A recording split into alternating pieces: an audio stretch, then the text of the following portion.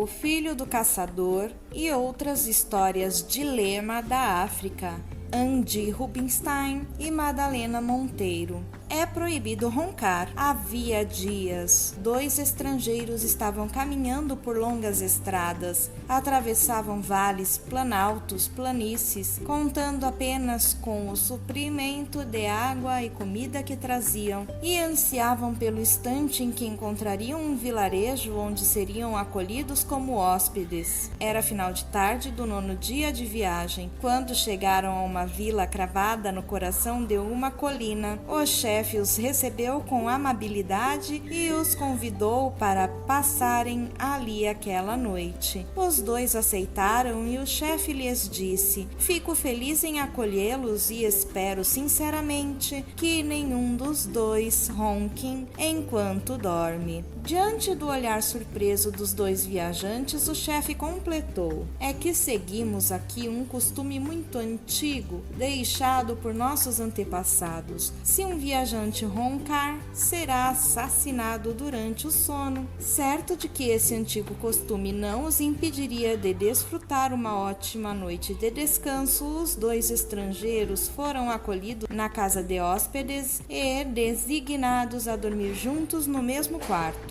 Após um revigorante banho e uma farta refeição, recolheram-se. Nem bem tinham se deitado e um deles ouviu que o outro pegara no sono e começara a roncar. Desesperado, chamou o companheiro tentando despertá-lo e nada. Em menos tempo do que se leva para contar, ele começou a escutar ao fundo outro som. Tss, tss.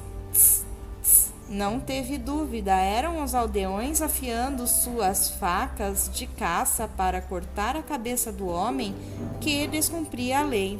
Rapidamente apurou os ouvidos e, acompanhando o ritmo do ronco do colega, começou a cantar bem alto: "Ro, ro, ro, nós viemos pelo caminho, ro, ro, ro, nós chegamos a esta cidade, ro, ro, ro, nós fomos bem recebidos, ro, ro, ro, oh, quanta felicidade!" Embalados por esta cantiga tão animada, os aldeões foram um a um largando no chão suas facas e caíram na dança. Alguns buscaram seus tambores e começaram a tocar. Durante toda a noite, o estrangeiro cantou bem alto acima do ronco do colega, e durante toda a noite os aldeões tocaram seus tambores e dançaram, embriagados de imensa alegria. Ao despedirem-se na manhã seguinte, o chefe lhes desejou uma boa jornada e agradeceu a noite maravilhosa que tinham proporcionado a todo o povo da aldeia. Como recompensa pela canção com que nos presentearam essa noite, quero lhes oferecer este dinheiro." Dizendo assim, entregou-lhes uma sacola de tamanho considerável e eles se foram. Foi na estrada que o estrangeiro que roncou alegou que o dinheiro tinha que ficar para ele, porque se não tivesse roncado, o outro não teria cantado. Dizem que é nessa mesma estrada que os 2 estão até hoje, tentando decidir qual deles tem mais direito de ficar com o dinheiro, ou qual deveria receber a maior quantia, porque eles não consideravam a hipótese de que cada um poderia ficar com a metade.